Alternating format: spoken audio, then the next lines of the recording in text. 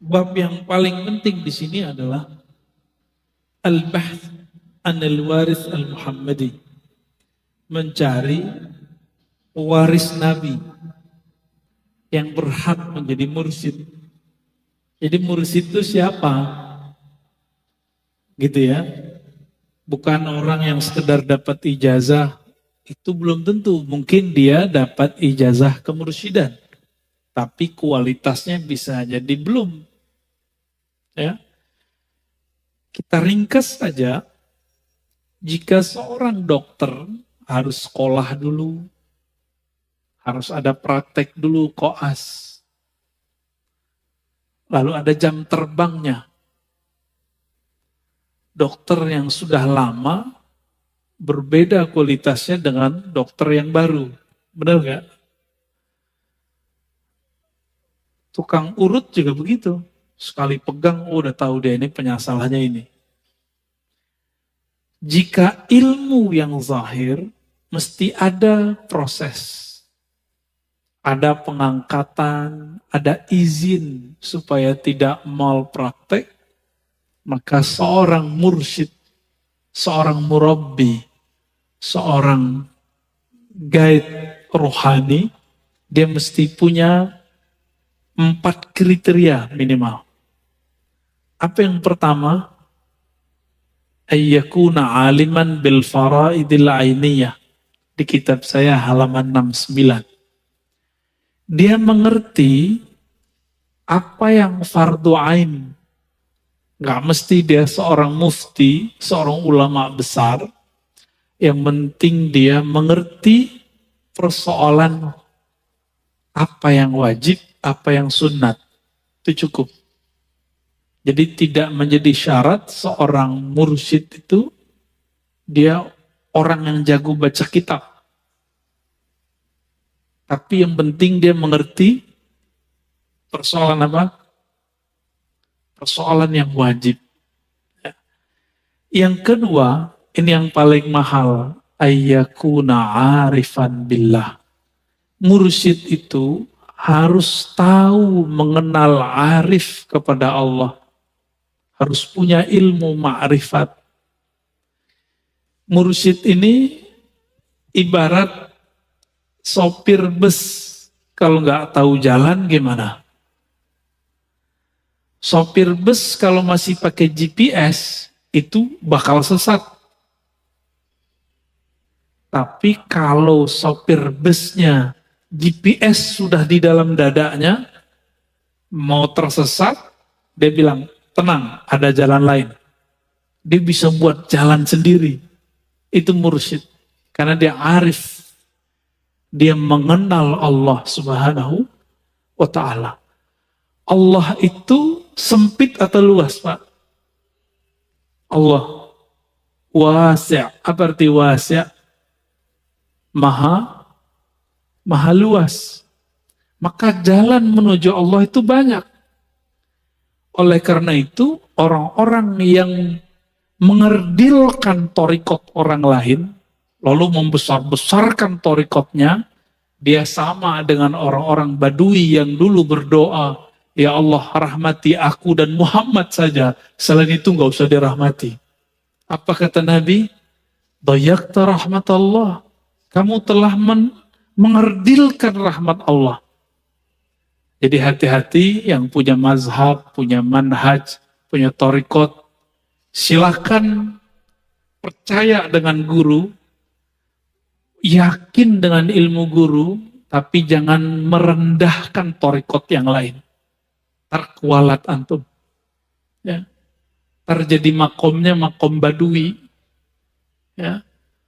Beda dengan makom-makom yang lain. Dulu Umar begitu, awal-awal, tapi setelah mengerti beliau nggak begitu lagi. Lagi di luar, mendengar ada orang baca Quran, beda yang dia dengar dari Nabi. Itu orang dia seret. Kamu harus bertanggung jawab depan Nabi. Kan gitu bahasa-bahasa orang yang baru mengerti. Lalu Nabi kemudian bertanya, apa yang engkau baca? Dibacalah oleh orang yang disalahkan oleh Umar. Apa kata Nabi? Hakadha uzil. Begitulah ayat Quran diturunkan. Umar, kamu baca. Dibaca oleh Sayyidina Umar berbeda sedikit dengan yang dibaca orang itu. Apa kata Nabi? Begitu juga diturunkan. Umar jadi faham bahwa jalan kebenaran itu banyak. Jadi jalan kebenaran itu luas, Pak. Namun iklan kecap nih bahaya ya. Hati-hati. Malu-maluin. Sesama torikot, sesama sufi, saling hantam-menghantam. Malu-maluin ya. Ayyakuna khabiran bitara'iq tazqiyatin nufus wa wasaili tarbiyatiha. Mengerti metodologi praktek pembersihan jiwa. Bukan hanya hafalan. Ini kan saya baca hafalan. Ini sebenarnya saya baca kitab begini. Ada dua hal Bapak, Saudara yang makar Allah. Pertama biar saya nggak ngantuk. Karena biasanya subuh-subuh begini, malam tadi saya belum tidur biasanya. Yang kedua, karena mobilitas kita banyak, kapan saya baca kitabnya lagi kalau bukan sembari ngajar? Kira-kira begitu. Jadi seorang mursyid harus mengerti metode-metode apa? Tazkiyatun nafs. Penyucian jiwa dan gak boleh kaku. Kalimatnya tara'iq, jalan-jalan, metode-metode, bukan satu. Wasail, bukan wasilah. Cara-cara, media-media. Jadi seorang mursyid itu yang ideal gak boleh kaku. Dia harus berkembang. Seperti itu yang diajarin guru saya, selesai. Kalau nggak suka, keluar. Nggak begitu, Pak. Tinggalin aja guru begitu. Ya. Guru kayak gitu tuh tinggalin aja. Antum nggak berkembang sama dia. Nggak akan berkembang, malah tambah keras. Kita itu belajar tasawuf untuk melembutkan kolbu. Bukan untuk tambah fanatis. Ya. Dan yang keempat, ini sangat penting juga, ayyakuna ma'zunan bil irsyad min syaikhi. Ada SIM, surat izin menjadi mursyid. Itu yang kita sebut ijazah tertulis atau lisan yang ada saksinya. Jadi guru-guru yang ngajarin zikir itu wajib punya ijazah. Kalau enggak, berhenti. Kenapa? Itu jaminan. Contoh sederhana. Saya kalau ngajar di kampus syaratnya apa? Harus doktor. Diserahin enggak fotokopinya ke kampus? Diserahin Pak sebagai bukti. Siapa yang mengizinkan? Rektornya. Siapa yang mengangkat saya jadi rektor, jadi dokter? Rektor di kampus saya dulu. Jika ilmu akal mesti diangkat, mesti ada ujiannya, mesti ada latihannya. Masa ilmu yang sangat berbahaya kalau tidak ada guru ini, terus tiba-tiba orang ngaku jadi mursyid tanpa ada guru yang mengangkat. Ya. Nah, itu mustahil. Itu mustahil ya. Nah, ini penting. Jadi ada 4. Apa yang pertama? Si mursyid mengerti ilmu fikih walaupun tidak sampai level ulama mufti. Yang kedua, dia punya ilmu ma'rifatullah. Ah, inilah yang manis dari kolbunya. Jadi manis madu yang ada di dalam diri seorang mursyid itu adalah ma'rifatnya kepada Allah. Apa kata Imam Yahya bin Mu'adz Ar-Razi? Seorang wali itu menyimpan manis di kolbunya, yashummuha ahluha, yang pasti tercium oleh ahlinya, walaupun dia nggak pakai baju wali, nggak pakai baju ustadz, nggak pakai baju kiai, kecium Pak nanti. Lama kelamaan kecium, kecium, kecium. Yang paling susah mencerna dan mencium bau kewalian itu keluarga dekatnya. Kenapa? Dia biasa melihat sisi kemanusiaan, sisi manusiawi daripada si waliullah ini. Maka dia berpikir, masa suami saya wali, masa bapak saya wali, masa saudara saya wali, begitu. Jarang. Itulah rahasianya kenapa Abu Jahal, Abu Lahab tidak beriman kepada Nabi Muhammad Sallallahu Alaihi Wasallam. Ya. Jadi jangan baper Pak. Nabi Lut istrinya khianat gak? Nabi Nuh juga begitu. Anak Nabi Nuh juga sama. Ya.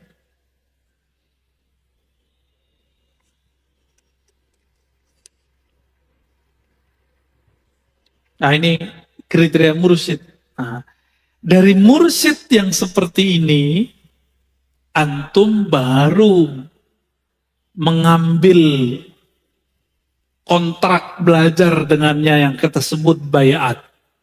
Tapi saya dalam kajian-kajian sebelumnya sudah mengatakan bahwa bayat dalam artian sumpah setia abadi itu cuma milik Imam Mahdi di akhir zaman ini, bukan mursyid. Maka bayat-bayat yang ada sekarang itu hanya bayat tabarrukan, mengambil berkah, atau bayat pengantar supaya kita nanti bertemu dengan yang paling pantas membayat. Itu sebabnya di ribat kita, Nauraniyah, kita nggak membayat orang, Pak. Kita cuma mentalkin zikir. Maka di sini ada akhzul ahdi, ngambil bayat. Yang kedua, talqin. Di sini ya. Nah, untuk pengambilan bayat, dalam tradisi kami sudah kami hapus.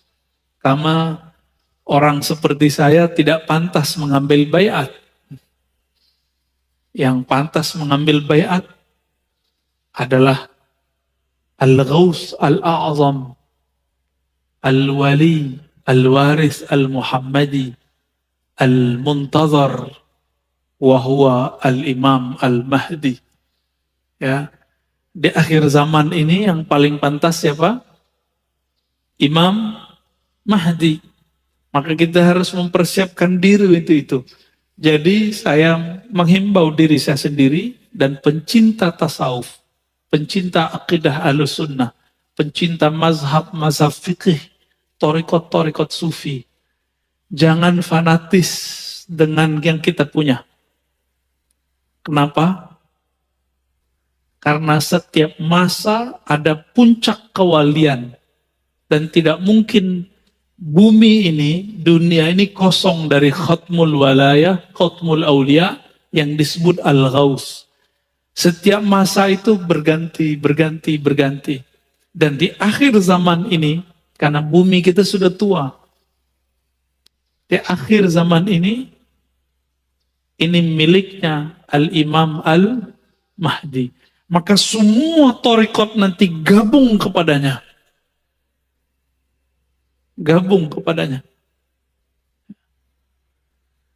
Jadi sekarang kita pakai torikot itu cuma wasilah supaya rohani kita terjaga.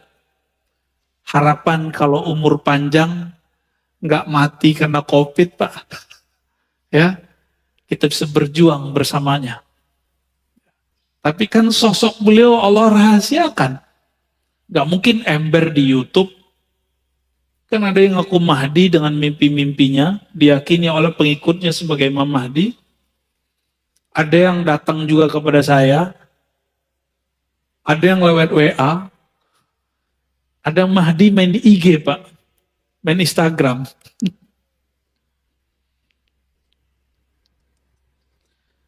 Apa dalil mengambil baiat itu ada? Itu ternyata di Quran ada. Dulu semua mursyid kalau ngambil talqin, zikir, dan baiat itu bacakan ayat ini. Surat Al-Fat ayat 10. A'udzubillahi minasyaitonirrajim. Innal ladzina yubayyi'unaka.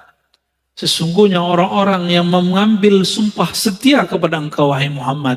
Karena Nabi Muhammad sudah wafat, pewarisnya sampai ke mursyid yang ada. Innama yubayyi'unallah. Mereka sebenarnya sedang mengambil sumpah setia kepada Allah. Jadi mursyid ini harus tahu jalan kepada Allah. Sehingga tangan dia terkoneksi dengan yadullah. Kita nggak usah terjemahin yadullah. Apa arti yadullah? Tangan Allah. Terantum bayangin lagi tangan. Bukan. Kita serahkan maknanya kepada Allah. Yadullah fawqa aydihim. Yadnya Allah di atas tangan mereka. Ya. Terus sampai akhir ayat. Ya. Ini dalil bahwa baiat itu ada di Quran. Ada di hadis. Nah, dalam hadis Nabi SAW, Nabi SAW kadang membaiat perorangan. Kadang membaiat jamaah. Ada yang menarik. Nabi itu sebelum hijrah, itu sudah baiat Khadijah, baiat Ali, baiat Abu Bakar. Itu udah dibaiat semua tuh. Berarti perorangan. Lalu dalam perkembangan ada baiat yang dilakukan di rumah Baitul Arqam. Berarti ada macam-macam baiat. Ada periodik. Setelah itu berkembang, datang utusan dari Madinah 12 orang. Itu baiat Aqabah pertama. Karena tempat baiatnya di Aqabah. Diam-diam itu Pak. Diam-diam walaupun kemudian menyebar. Lalu baiat Aqabah kedua sekitar 70-an orang. Nanti Al-Imam Al-Mahdi mungkin juga sudah akan melakukan proses ini. Sebelum dia muncul, diislah oleh Allah, itu akan terjadi proses ini. Sebelum puncaknya nanti ada baiat di Masjidil Haram, di Mekah, di belakang Rukun Yamani. Yaitu di belakang makam Ibrahim. Di situ ya. Atau antara makam Ibrahim dan Rukun Yaman. Di situ nanti ada baiat. Siapa yang membaiat beliau? Disebut mereka pewaris Ahlul Badar. Jumlahnya sekitar 313. Itu yang gelombang pertama yang besar. Nanti akan terus datang dari mana.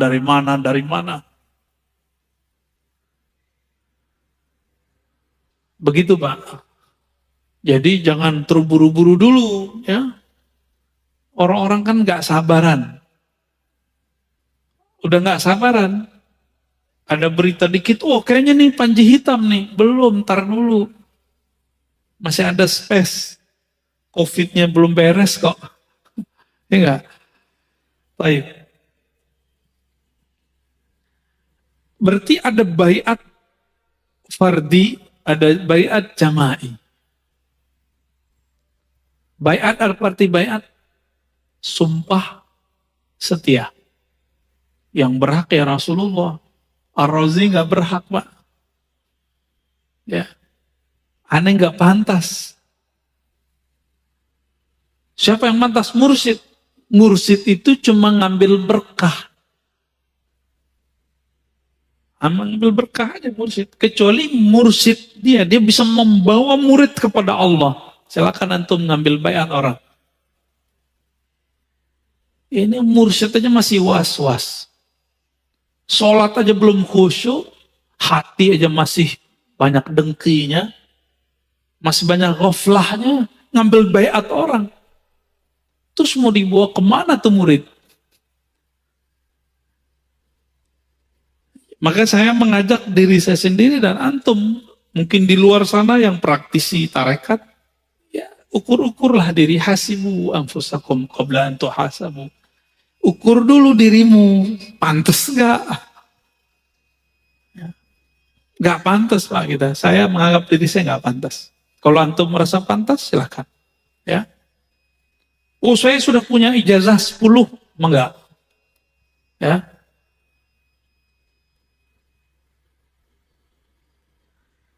Lalu paket baiat itu biasanya ada perjanjian. Akan begini, akan begitu, akan begini, akan begitu ya. Intinya sebenarnya adalah sumpah setia, syahadat kepada Allah, syahadat kepada Rasul.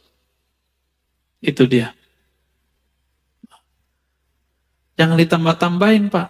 Ini ada yang asyhadu la ilaha illallah Rasulullah, anna mursyidi waliullah. Nah, ini nama nambahin namanya.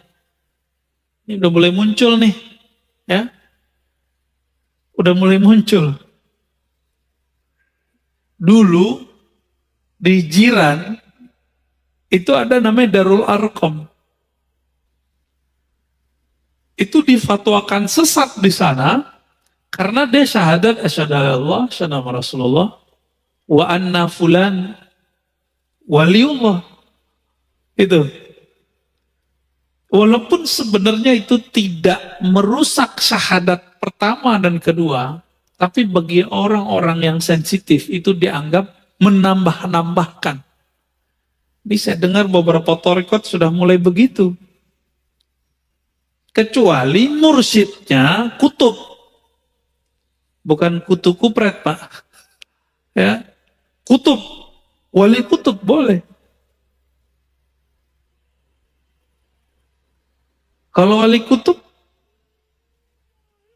pasti kutub yang lain tahu. Ciri-cirinya, orang ini disepakati kewaliannya oleh para wali. Karena wali mengerti siapa wali.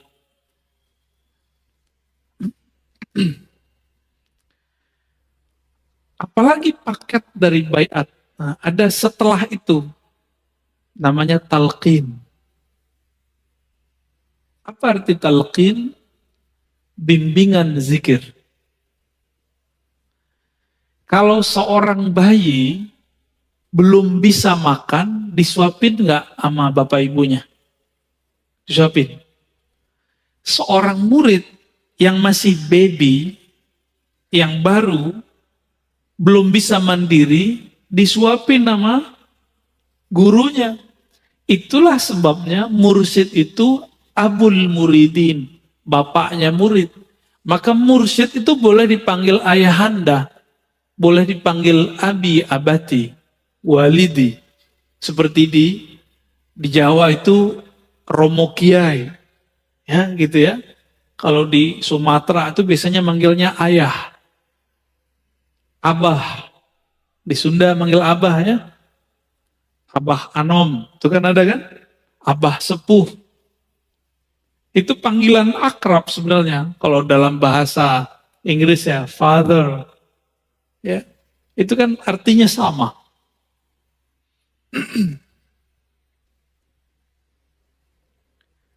Jadi talqin ini perlu.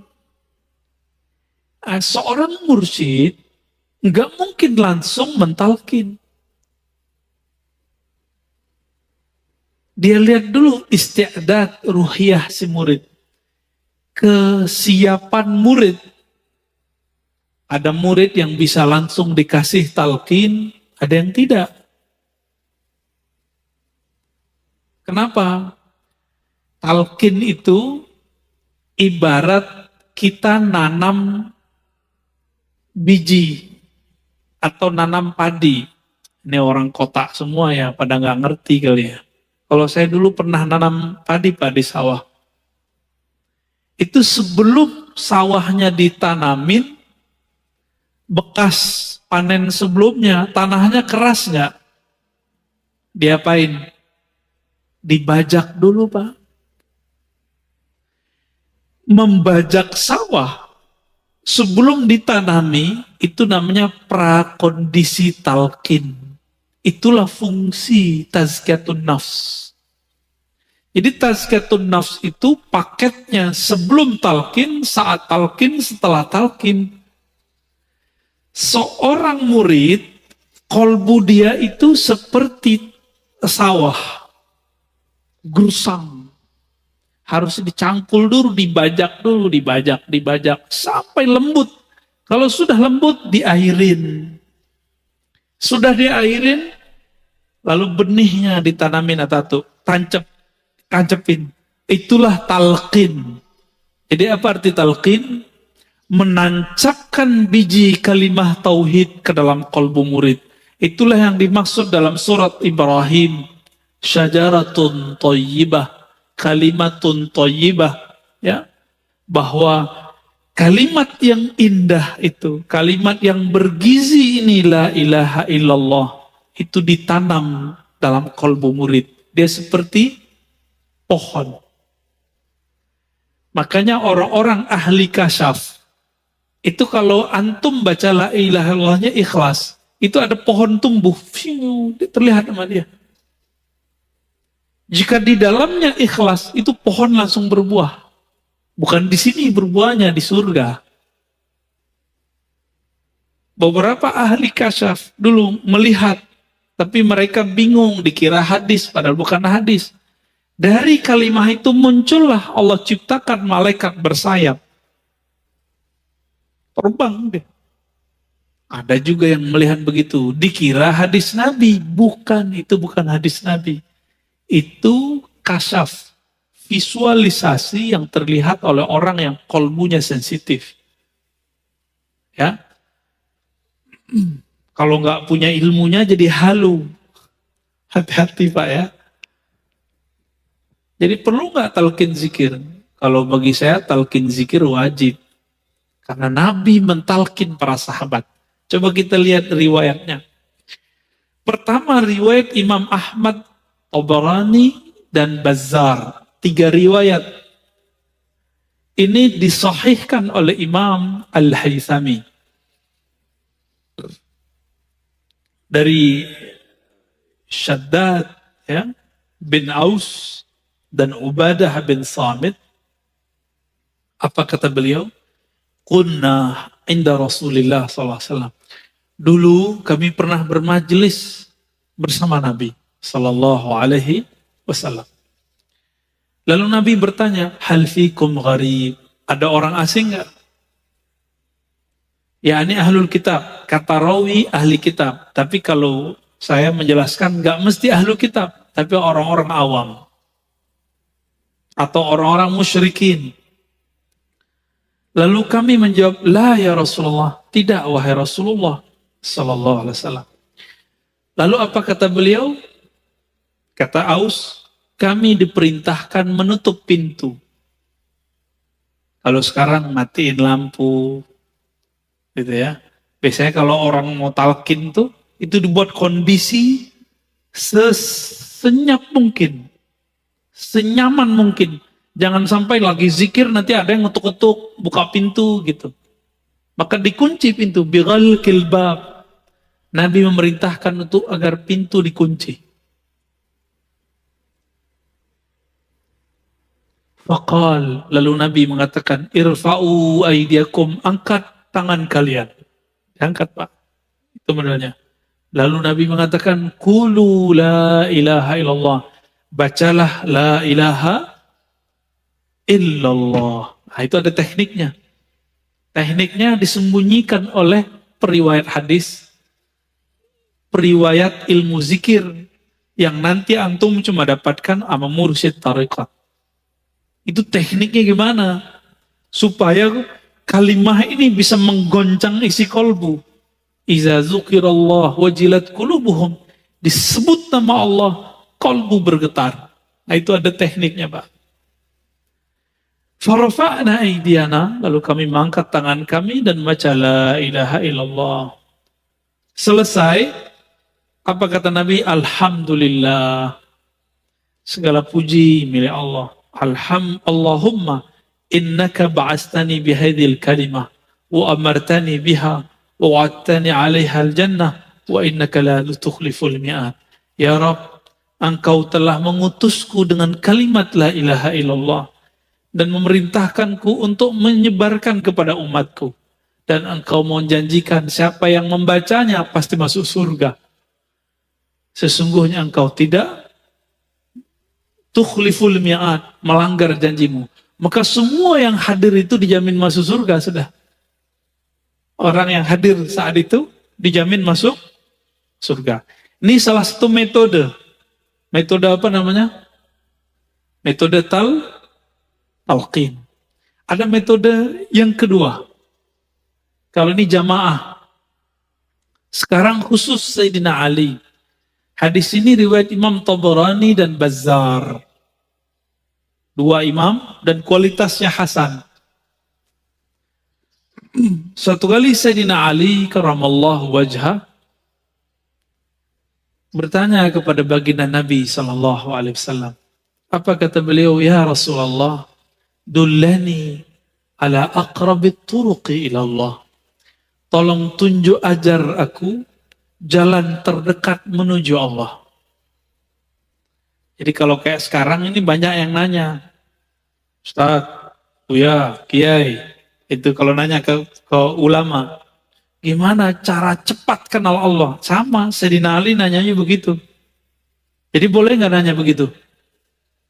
Bukan boleh lagi Pak, diharuskan. Zaman udah begini, ya. Covid menyerang kapan saja, maka kita harus siap dengan ma'rifatullah. Apa jawaban Nabi? Oh, dia tambahin. Wa ashaluha ala ibadih. Cepat, ringan. Enak ya? Cepat tapi jangan berat. Itu sukanya antum kan? Kalau antum kan gak mau disuruh puasa 40 hari kan gak mau. Melek 20 hari kan gak mau. Disuruh zikir 70.000 kali kan gak mau. Maunya yang paling cepat, paling mudah. Wa afdaluha indahu. Dan lebih afdal di sisi Allah subhanahu wa ta'ala. Jadi 3 sekaligus. Lebih dekat, lebih ringan, lebih tinggi di sisi Allah. Ini pinternya Sayyidina Ali kalau nanya. Apa kata Nabi? Alaika bimudawamati dzikrillah sirran wa jahran. Wahai Ali, hendaklah engkau melanggengkan zikir baik sir tersembunyi ataupun jahar. Gimana Pak? Melanggengkan itu gimana? Setiap pada sholat kah? Pagi sore kah? Terus. Ada target-targetnya. Apa jawaban Sayyidina Ali? Ya Rasulullah, qulun nas zakiruna fa khussani bisyai. Kalau itu semua orang juga tahu. Tolong beri dong yang spesial. Mumpung mantunya Rasulullah ya. Apa kata Nabi? Afdalu ma qultuhu ana wan nabiyyuna min qabli la ilaha illallah. Yang paling afdal, yang paling cepat, yang paling ringan, paling tinggi di sisi Allah, yang dulu dibaca oleh para nabi, dan sekarang aku juga mengulang kembali. Apa itu? La ilaha illallah. Seandainya kalimah ini ditimbang, maka semua langit bumi dunia itu kalah. Maka kalau ada, mohon maaf, antum ini ahli dakwah, kenapa dakwahnya tidak mengena di kolbu jamaah? Mungkin kurang kuat kalimatullah. Kurang banyak tabungan la ilaha illallahnya. Sehingga kalamnya nggak berat. Kalamnya cuma masuk telinga, keluar telinga. Tapi kalau sudah di dalamnya ada dapur kalimah la ilaha illallah, kalamnya hangat, kalamnya berat. Karena tumbuh dari kolbu, masuknya ke dalam kolbu. Wala taqumul qiyamah ala wajhil ardi man yaqulu la ilaha illallah. Kiamat tidak terjadi jika masih ada di bumi yang baca la ilaha illallah. Di hadis Imam Muslim, Allah, Allah, begitu kalimatnya. Coba, para ulama kita itu mengatakan, Imam Ibn Arabi, Imam Ghazali, manusia itu adalah alam kecil. Sedangkan alam itu manusia besar. Manusia itu punya organ terpenting namanya jantung. Kalau jantungnya sehat, semuanya sehat. Jantungnya berdenyut. Dek, dek, dek, dek. Kalau jantungnya udah gak berdenyut, mati. Oke. Denyut alam semesta yang membuat alam ini bisa bergerak, bisa bernafas, bisa bertahan belum kiamat sampai zaman ini hari, adalah jantung-jantungnya alam. Siapakah jantungnya alam? Qalbul alamin awliyaullah. Qalbunya alam semesta adalah kekasih-kekasih Allah. Yang qalbunya bergetar terus menyebut Allah, Allah, Allah. Ruhnya selalu mengatakan Antallah, Antallah. Lisannya selalu sibuk mengatakan La ilaha illallah. Jadi mereka ini Pak, itu yang disebut dalam surat Syura ayat 12. Lahu maqalidus samawati wal ard. Milik Allah lah ikatan langit dan bumi. Apa ikatannya? La ilaha illallah. Subhanallah. Alhamdulillah. La haula wa la quwwata illa billah. Allahu Akbar. Ini 5. Itulah yang dipakai, yang dibaca oleh malaikat pemikul aras. Jadi malaikat memikul aras itu kan ada 8. Benar. Disebutkan dalam surat Az-Zumar ya. 8. 4 di kanan, 4 di kiri. Itu zikirnya tadi.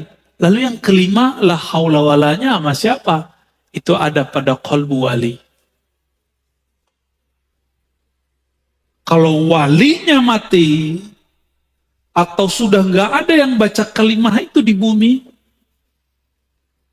itu tiang aras goyang. Itulah kiamat. Jadi nggak usah khawatir dulu, kiamat masih bisa diundur. Cuma ngundurnya nggak tahu Pak, bisa lama apa bisa cepet. Ya, saya ulangi. Kolbu, jantung itu organ terpenting tubuh manusia, benar? Kalau jantung rusak, rusak nggak tubuh? Jantungnya alam semesta siapa? Aulia Allah. Ini dia. Hadis sahih riwayat Imam Muslim, la taqumus sa'ah hatta la yuqalu fil ardi Allah Allah. Tidak terjadi kiamat, kerusakan terbesar di alam semesta sampai tidak ada di bumi yang membaca Allah Allah. Yang baca Allah Allah lisan atau kolbu? Lisan atau kolbu? Sebenarnya lisan ini menerjemahkan isi kolbu. Jadi intinya ada pada kolbu.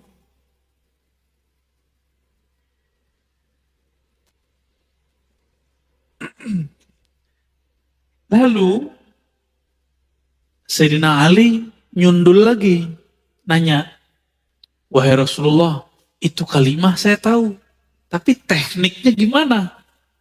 Itu pertanyaannya. Mumpung sama Nabi, berdua sama Nabi beliau. Apa kata Nabi? Ghammid ainaik wasma' minni la ilaha illallah. Pejamkan matamu lalu baca la ilaha. Wah, ini teknik talqin dalam thariqah. Maka dalam semua thariqah sufi Itu mata mesti dipejam Pak kalau zikir. Itu bukan tidur. Jadi antum kalau pergi ke zawiyah-zawiyah, surau-surau, pesantren zikir, mereka merem itu bukan lagi tidur Pak. Merem itu lagi zikir. Cuma kalau yang di sini merem beneran tidur ini. Mau tidur kan? Gak apa-apa, biarin. Itu lagi programming.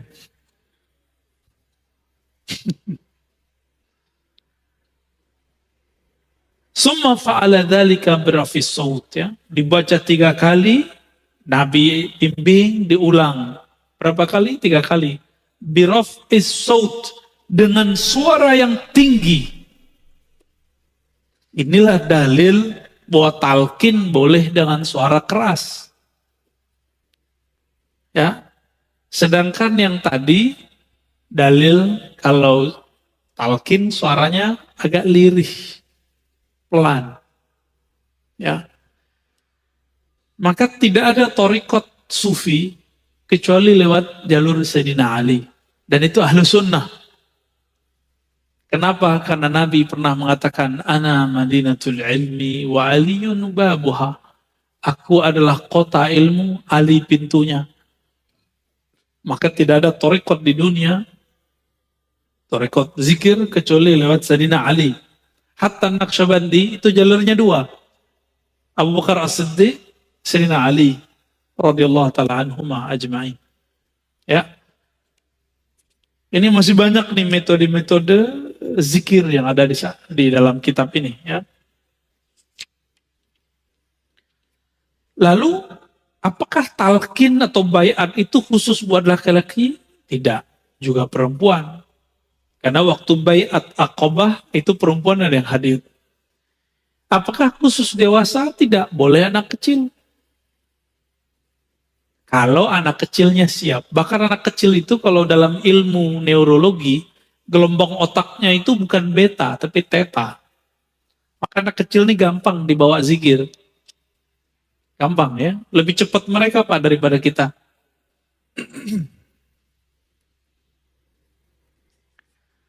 Oke, kira-kira itu kajian yang paling penting pada pagi ini. Pertama tentang syarat atau kriteria mursyid yang dicari ada 4.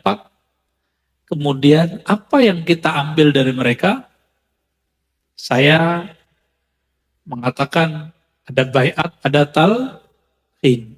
Namun di akhir zaman kalau ada baiat itu cuma tabarukan, ngambil berkah. Ngambil berkah aja. Jadi boleh nggak seorang mursyid ngambil baiat? Boleh, silakan, tapi tabarukan. Dalam hatinya harus mengatakan yang berhak ini adalah pewaris tunggal Nabi, yaitu Al-Imam Al-Mahdi. Dia cuma naib aja, cuma wakil. Ya. Lalu kemudian yang ketiga, ada macam-macam metode talqin, ada berjamaah, ada pribadi. Nah, inilah yang kemudian tidak diwarisi oleh ahli fikih, tidak diwarisi oleh ahli akidah, tidak diwarisi oleh politisi. Ustadz politisi nggak bakal kenal ini kalau dia nggak pernah berthariqah. Yang tahu ini siapa? Ahli thariqat. Maka nggak mesti ustadznya nggak tamat Timur Tengah, nggak mesti. Kalau dia ke Timur Tengah nggak pernah ngambil talqin, sama. Karena talqin itu dulu diambil oleh ulama kita di Mekah, di Madinah, di Hadramaut, Mesir, dibawa, nyebar sudah ke negeri kita. Ya, alhamdulillah.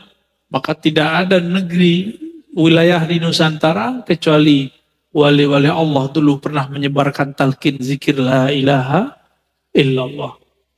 Jadi kenapa Bapak Saudara sahabat Allah, zikir-zikir kita kurang menyentuh kalbu? Karena belum pernah disuapi oleh ahlinya. Maka saya berharap carilah ahlinya, berguru kepadanya, ikuti metodenya. Jangan langsung suka-suka antum, Pak Kiai, talqin langsung dong. Gak bisa begitu. Dia punya metodologis, ikutin aja. Itu namanya adab berguru. Pak Kiai, saya kan sudah lama, langsung aja. Kalau kiainya tersinggungan gawat Pak. Kamu cari aja guru yang bisa kamu buat suka-suka. Bisa digituin ntar sama kiainya. Ya. Jadi kita kalau berguru ada nanti adab-adabnya. Insya Allah nanti di pertemuan ke depan ada namanya adab terhadap guru dan sahabat. Insya Allah.